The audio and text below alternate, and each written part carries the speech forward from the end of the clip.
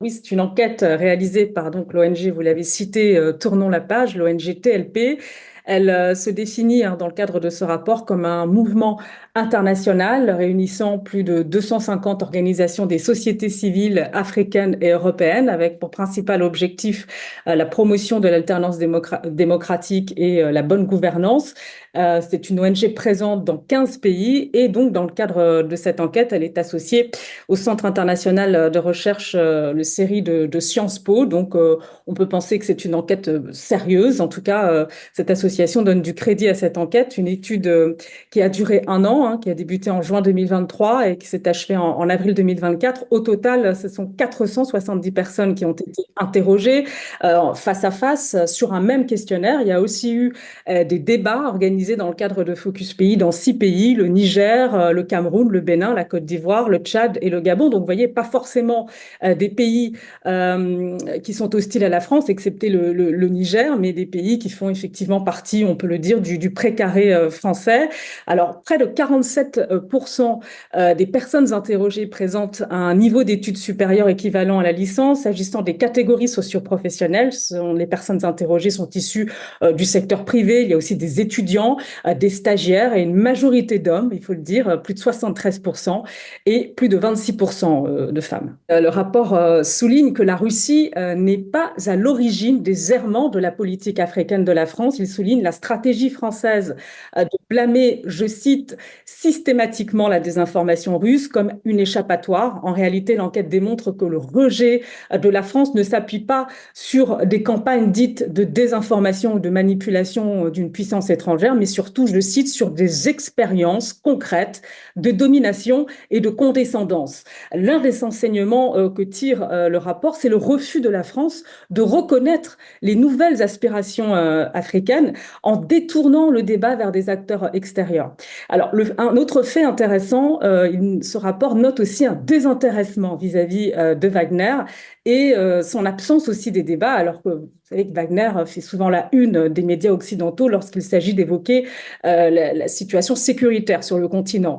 Le groupe paramilitaire russe ne serait pas perçu comme une menace spécifique pour les droits humains.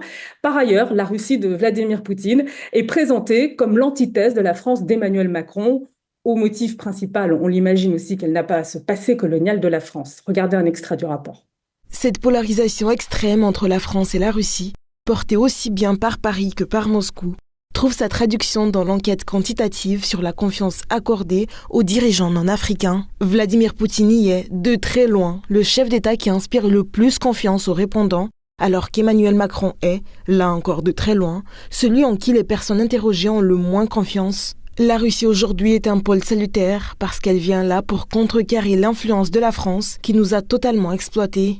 Alors, il faut préciser que cette enquête n'est pas vraiment tendre aussi avec la Russie, jugée certes moins intrusive que la France en Afrique. Elle n'écarte pas, par exemple, le terme de propagande russe, prétend analyser son rôle en Afrique, je cite, sans naïveté. Ainsi, elle souligne également la crainte de voir le géant russe s'inscrire dans un rapport de domination, voire se substituer à la France. Elle relève également la nécessité pour les personnes interrogées de diversifier les partenariats sans se focaliser forcément sur la Russie. Près de 40% des personnes interrogées considèrent que diversifier les partenariats, pour les citer notamment avec les pays non occidentaux, est la principale mesure à prendre pour garantir la souveraineté des pays. Que ce rapport apporte effectivement de la nuance à cette expression sentiment anti-français. En fait, ce qui ressort, c'est que dans les débats, les échanges entrepris dans le cadre de l'enquête, il apparaît clairement qu'il n'y a pas de ciblage de la population française, mais bel et bien un rejet de la domination persistante de la France sur ses anciennes colonies. Et l'expression sentiment anti-français est considérée comme un concept un peu flou qui mettrait à tort en avant une forme de racisme anti-français en minimisant en réalité les politiques de l'ex-puissance coloniale en Afrique. C'est une expression, note aussi le rapport, qui est largement utilisée dans les médias occidentaux et dans le narratif aussi des politiques français. Et cette utilisation peut aussi favoriser l'impression que c'est un rejet de la population française, qui a effectivement un racisme anti-français, alors que ce n'est pas du tout le cas. Le rapport note par ailleurs que l'utilisation dans le narratif des politiques français de cette expression sentiment anti-français, sert aussi à décrédibiliser les analyses critiques des militants contre la politique africaine de la France. Et puis, il y a un certain nombre de questions aussi qui sont posées dans le cadre de ce rapport et qui mettent en relief des éléments qui cristallisent le rejet de la politique africaine de la France. Exemple de question, pensez-vous que la France est un acteur fiable dans les domaines de la sécurité au Bénin, au Cameroun, en Côte d'Ivoire, au Gabon, au Tchad? Et la réponse est majoritairement non à plus de 80%, sauf pour la Côte d'Ivoire avec 47% de non. Les témoignages recueillis montrent que la présence militaire française, malgré des justifications sécuritaires, est jugée inefficace. Autre exemple de question, la France est-elle un partenaire fiable dans plusieurs domaines, la sécurité, l'économie, l'éducation, la défense des droits humains, la lutte contre la corruption notamment? Et la réponse est majoritaire non. Puis, dernier exemple de question, comment, en un mot, caractérisez-vous la relation entre votre pays et la France? Et les mots là qui ressortent sont pillage, insatisfaction, néocolonialiste, exploitation, bref, une majorité de termes négatifs. Enfin, le rapport, il encourage la France justement à changer d'approche sur le continent, à revoir sa copie au risque de perdre définitivement son influence. Et je conclurai en disant, est-ce qu'elle en prend véritablement le chemin?